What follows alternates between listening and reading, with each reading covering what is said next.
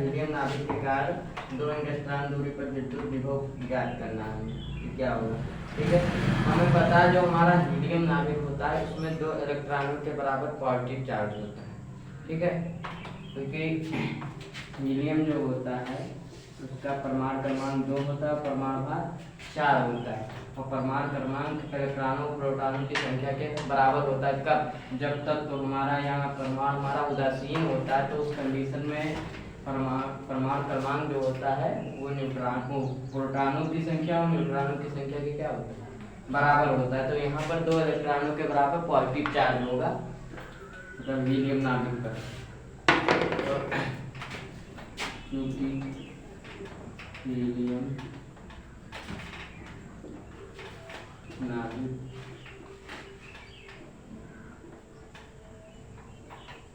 पर आवेश होगा Q होगा +2 इलेक्ट्रॉन। तो 2 इलेक्ट्रॉनों के बराबर क्या होगा, पॉजिटिव चार्ज होगा। यानी Q हमारा हो जाएगा 2 और 1 इलेक्ट्रॉन पर आवेश होता है 1.2 × 10⁻⁹ ठीक। फिर इसको देखा जाए तो मल्टीप्लाई करेंगे तो हो जाएगा 3.2 × 10⁻⁹ ये हीलियम नाभिक पर आवेश आ गया, ठीक है। दूरी हमें दिया गया है 2 एंगस्ट्रॉन, ठीक है। यानी जो दूरी हमारी है तो दिया गया 2 एंगस्ट्रॉन। ये एंगस्ट्रॉन में दिया गया है तो इसको मीटर में चेंज कर लेंगे। हमें पता है 1 एंगस्ट्रॉन बराबर होता है 10⁻⁻10 मीटर। तो यहाँ पर क्या हो जाएगा 2 × 10⁻⁻10 मीटर हो गया, ठीक है। ये हमारी दूरी आ गई। हमें क्या करना है, विद्युत विभव ज्ञात करना है। विद्युत विभव बीम में फाइंड करना है, ठीक है। अब यहाँ पर दूरी दिया गया है और आवेश दिया गया है, तो यहाँ पर किसी बिंदु आवेश के कारण किसी बिंदु पर विद्युत विभव का जो फार्मूला होता है V = होता है हमारा 1/4 π∗Q/R होता है, ठीक है। हमें पता है 1/4 π∗0 बराबर होता है 9 × 10⁻⁹ कूलम्ब स्क्वायर प्रति मीटर स्क्वायर होता है, ठीक है। तो यहाँ पर क्या हो जाएगा, B = इसके स्थान पर की वैल्यू रख देंगे 9 × 10⁻⁹ Q की वैल्यू है हमारी 3.2 × 10⁻⁻19 अपन R हमारा है 2 × -10। तो 2 × 2 2 × 2, ठीक है। पॉइंट लगाएंगे, फिर 1 बज गया, इसके आगे लग गया है तो 12 होगा, 2 × 12। तो ये आएगा B = 9 × 1.6 × 10⁻⁹ × 10⁻⁻19। अब यहाँ पर और नीचे 10⁻⁻10 लिखा, ऊपर जाएगा तो क्या हो जाएगा 10⁻+10 हो जाएगा, तो हो जाएगा। अब 16 भैया कितना होता है हमारा, भी तुम लोगों को नहीं आता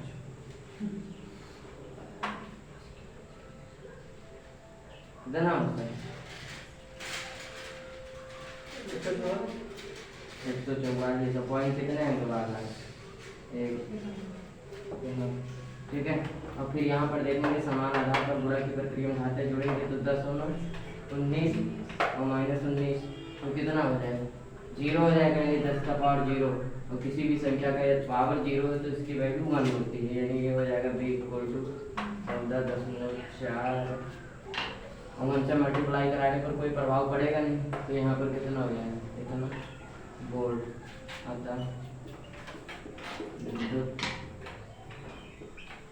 विभव 14.4 वोल्ट, ठीक है। या हम कह सकते हैं इसको न्यूटन प्रति कूलम्ब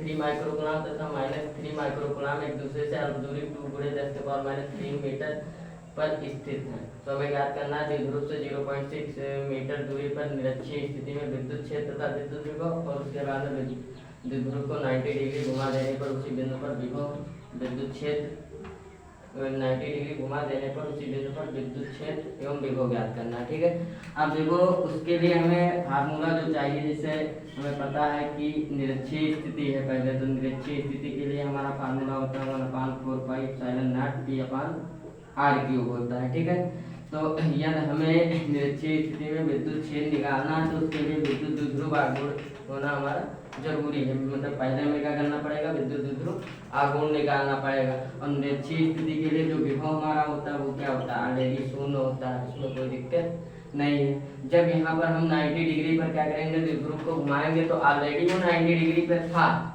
तभी निरक्षीय स्थिति बना था। और जब 90 डिग्री पर ऐसे घुमा देंगे तो वास्तव में ये क्या हो जाएगा, अच्छी स्थिति में बन जाएगा। और अच्छी स्थिति में बन जाएगा तो वहाँ पर हम विद्युत क्षेत्र निकालने के लिए क्या हो जाएगा, हमारा फॉर्मूला = 1/4πε0 2P/r³ हो जाएगा।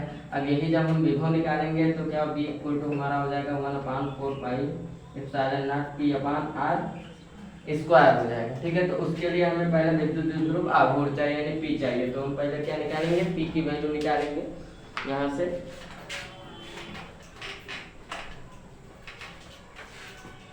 तो यहाँ पर दो बिंदु आवेश +3 माइक्रोकूलम तथा -3 माइक्रोकूलम एक दूसरे से अल्प दूरी पर स्थित है। अब हमने बताया जो वैद्युत द्विध्रुव आघूर्ण होता है हमारा, वो क्या होता है, किसी वैद्युत क्षेत्र में रखे किसी एक आवेश का परिमाण और उन आवेशों के बीच की अल्प दूरी का जो गुणनफल होता है वही हमारा क्या होता है, विद्युत द्विध्रुव आघूर्ण होता है। यानी हमें पता है यहाँ पर आवेश, ठीक है। अब चाहे माइनस वाला भी ले सकते हैं या हम प्लस वाला भी ले सकते हैं, ठीक है। उसका परिमाण होता है, ठीक है, यानी ये हमारा वास्तव में क्यूजी बनेगा, ठीक है। ये हमारा है 3 माइक्रोकूलम, 3 माइक्रोकूलम। माइक्रोकूलम है तो इसको हम कूलम में चेंज कर देते हैं। हमें पता है कि 1 माइक्रोकूलम बराबर होता है 10⁻⁶ कूलम की। तो यहाँ पर क्या हो जाएगा, 3 × 10⁻⁶ से मल्टीप्लाई हो जाएगा, यानी ये आ गया 3 × 10⁻⁶ कूलम हो गया, ठीक है। ये निकल आया आवेश। अब चाहे प्लस वाला ले या माइनस वाला, हमें परिमाण से मतलब होता है, तो परिमाण हमेशा पॉजिटिव ही आता है, ठीक है। ये मॉडुलस फॉर्म में है। अब और एक दूसरे अल्प दूरी यहाँ पर पता है, अल्प दूरी 2L = हमें पता है 2 × 10⁻³ मीटर। अब इसका हम क्या निकालेंगे, वैद्युत द्विध्रुव आघूर्ण, वैद्युत द्विध्रुव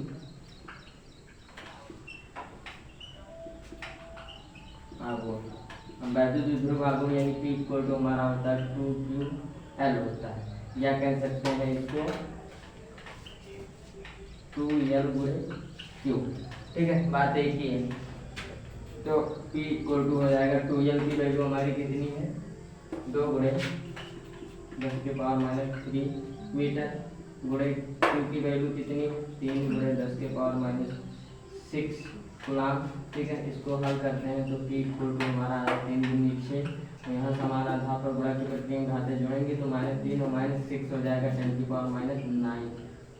और ये हम क्या निकालें, वैद्युत द्विध्रुव आघूर्ण निकालेंगे तो इसका मात्रक होता है मीटर कूलम, मीटर कूलम होता है। ये हमारा निकल आया। अब पहले हमें क्या करना है, पहला कंडीशन है द्विध्रुव से 0.6 मीटर दूरी पर निरक्षीय स्थिति में विद्युत क्षेत्र तथा विद्युत विभव निकालना। पहले कंडीशन के लिए हमें दिया गया है जो दूरी है, दूरी r, वो कितनी 0.6 मीटर है। और हमें निकालना है विद्युत क्षेत्र, यानी हमें E की वैल्यू फाइंड करनी है और विद्युत विभव यानी B की वैल्यू फाइंड करनी है, ठीक है।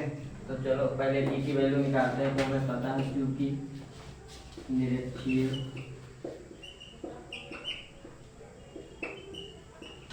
स्थिति में क्या होता है, E = हमारा होता है 1/4πε0 P/r³ होता है, ठीक है। तो क्या हो जाएगा, E = हमें पता है 1/4πε0 की वैल्यू होती है 9 × 10⁻⁹ कूलाम प्रति न्यूटन मीटर स्क्वायर। और पी की वैल्यू ऑलरेडी हमने निकाल लिया कितना है 6 गुणे 10⁻⁹ और अपान में क्या है आर क्यूब है। आर क्यूब का मतलब क्या हुआ 0.6 का क्यूब हो जाएगा। अब इसको हल करते हैं तो E इक्वल टू हमारा आ जाएगा यहाँ से 9 गुणे 6 गुणे यहाँ पर समान आधार पर गुणा की प्रक्रिया में घाते जुड़ेंगे तो +9 -9 मतलब 0 हो जाएगा। और 0 हो जाए 10⁻0 का मतलब क्या होता है 1 ही होता है। एक स्टेप लिख देते हैं। तो ये क्या है 0.6 का क्यूब है तो इसको हम ऐसा भी लिख सकते हैं 0.6 गुणे 0.6 गुणे 0.6। ठीक है तो यहाँ पर क्या हो जाएगा 6 0.6 का 6 होगा।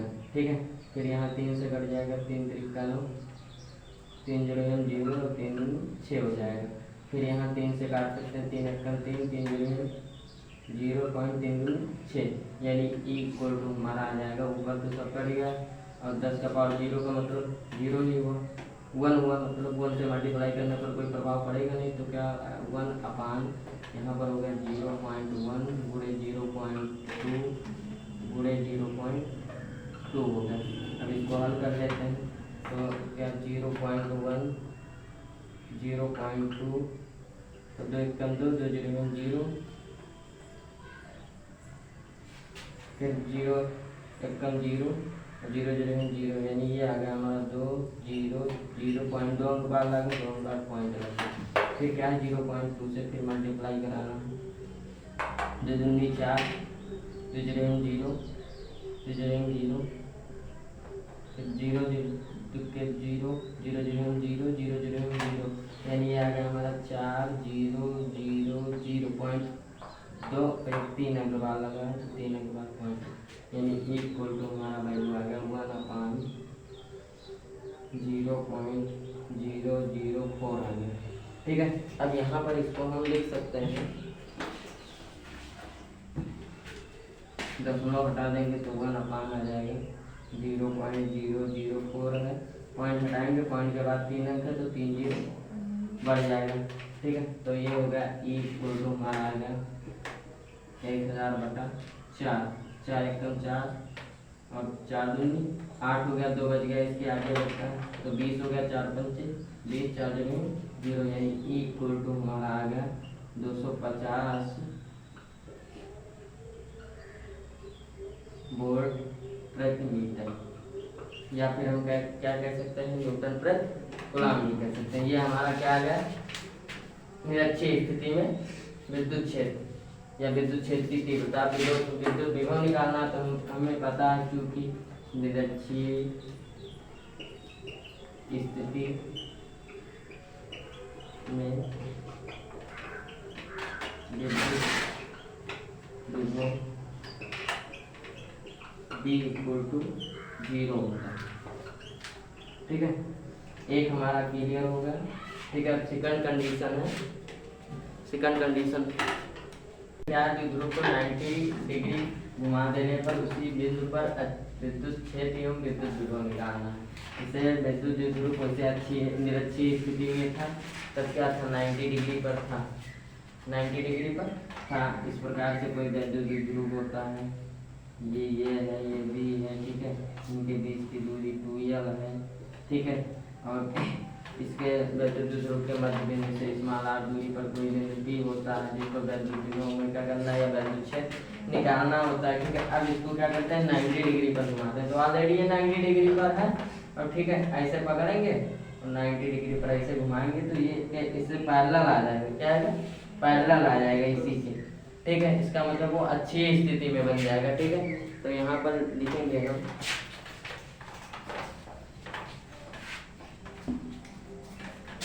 क्योंकि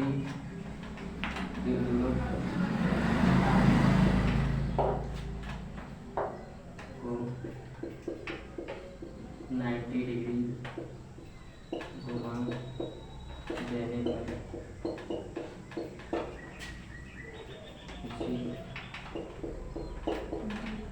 दिन पर विद्युत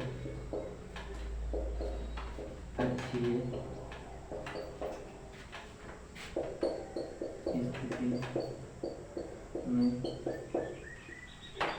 हो जाएगा, अच्छी स्थिति में हो जाएगा। अब अच्छी स्थिति में हो जाएगा तो हमें क्या करना है, विद्युत क्षेत्र निकालना है, विद्युत विभव निकालना है। तो सब कुछ वही रहेगा, ठीक है। दूरी भी वही है हमारी 0.6 मीटर, उतना ही दूरी है, ठीक है। आर वही होगा हमारा, आर बराबर हो जाएगा 0.6 मीटर हो जाएगा, ठीक है। और पहले हमें विद्युत क्षेत्र निकालना है, तो अच्छी स्थिति के लिए विद्युत क्षेत्र E इक्वल टू हमारा होता है 1/4π2p/r क्यूब होता है, ठीक है। तो अभी फिलहाल इतने की वैल्यू हमने अभी तुरंत निकाला था, 1/4π0p/r की वैल्यू अभी हमने तुरंत निकाला है। किसके लिए, निरक्षीय स्थिति के लिए। चाहे तो यहीं पर हम क्या कर सकते हैं, 2 से इसको मल्टीप्लाई करते हैं तो ये क्या हो जाएगा 2p हो जाएगा ना, 1/4π2p/r हो जाएगा। मतलब जो वैल्यू अभी आई थी उसी को यदि हम 2 से मल्टीप्लाई कर दें तो हमें क्या अच्छी स्थिति में विद्युत क्षेत्र की तीव्रता क्या होगी, मिल जाएगी। तो हमें हल करने की आवश्यकता नहीं, क्योंकि बस वहाँ पर 2 ही पुट करना है इस तरह। तो हम यहाँ पर करेंगे क्या, इक्वल टू इसको लिख सकते हैं 2 गुणे 1/4π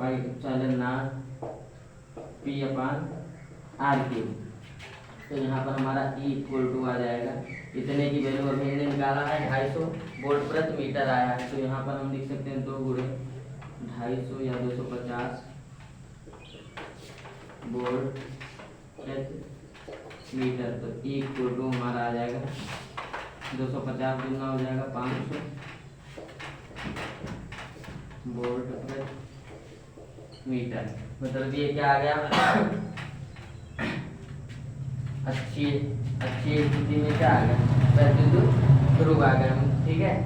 अब यहाँ पर फिर हमें क्या करना है, विद्युत विभव निकालना है। तो विद्युत विभव निकालने के लिए अब इसको हम लोग थोड़ा कर सकते हैं ऊपर वाला, क्योंकि ये तो पहले ही नोट कर चुके हो सब लोग।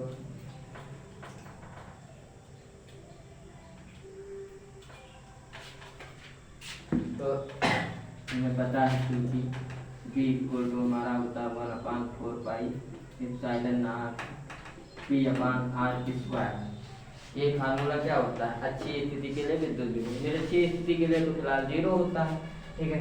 तो V इक्वल टू हो जाएगा 1/4π की वैल्यू में पता है कितनी, 9 × 10⁹ कूलम प्रति मीटर मीटर स्क्वायर। और P की वैल्यू अभी हमने ऑलरेडी निकाला था, कितना आया था, इसमें आया था 6 × 10⁻⁹,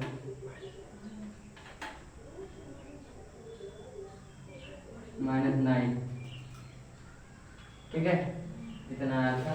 और अपान क्या है r², तो r² यानी 0.6 का स्क्वायर हो जाएगा, 0.6 का स्क्वायर।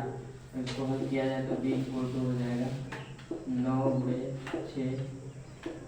यहाँ पर समान आधार पर बड़ा की प्रति हम घाते जोड़ेंगे तो +9 -9 क्या हो जाएगा, 9 में से 9 घटाएंगे 0 हो जाएगा। 10 का पावर 0 का मतलब 1 से मल्टीप्लाई कराने पर कोई प्रभाव नहीं पड़ता, तो उसको छोड़ देंगे। तो ये लिखा है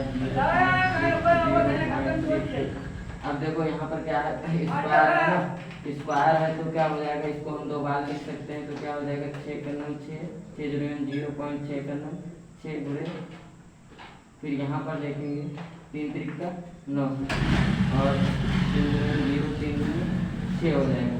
यानी ये हमारा आ जाएगा B इक्वल टू, ऊपर बचा 3 अपान नीचे मल्टीप्लाई करा देंगे तो ये हो जाएगा 0.1 और 0.2 का मल्टीप्लाई कराएंगे तो 2 × 2 2 × 0 फिर 0 1 × 0 0 × 0 यानी आ जाएगा 2 0 0। पॉइंट का बार लगा 2 बार, तो 2 बार पॉइंट लगा देंगे तो ये आ जाएगा 0.02। ये आ गया हमारा 0.02। अब करेंगे क्या, दशमलव हटाएंगे, 2 अंक है दशमलव के बाद 2 0 बढ़ जाएगा। तो ये B इक्वल टू आ जाएगा 300/2। तो 2 × 2 2 × 2 1 बच गया, इसके आगे लग गया 10 हो गया, तो 5 × 10 तो 0 यानी B इक्वल टू आ गया 150 वोल्ट प्रति मीटर। ये हमारा क्या आ गया अच्छी स्थिति में या विद्युत को 90 डिग्री घुमा देने पर उसी बिंदु पर विद्युत क्षेत्र विद्युत क्षेत्र 500 वोल्ट प्रति मीटर होगा। और ये विद्युत विभव निकालना है तो वोल्ट होगा, सॉरी वोल्ट प्रति मीटर नहीं वोल्ट।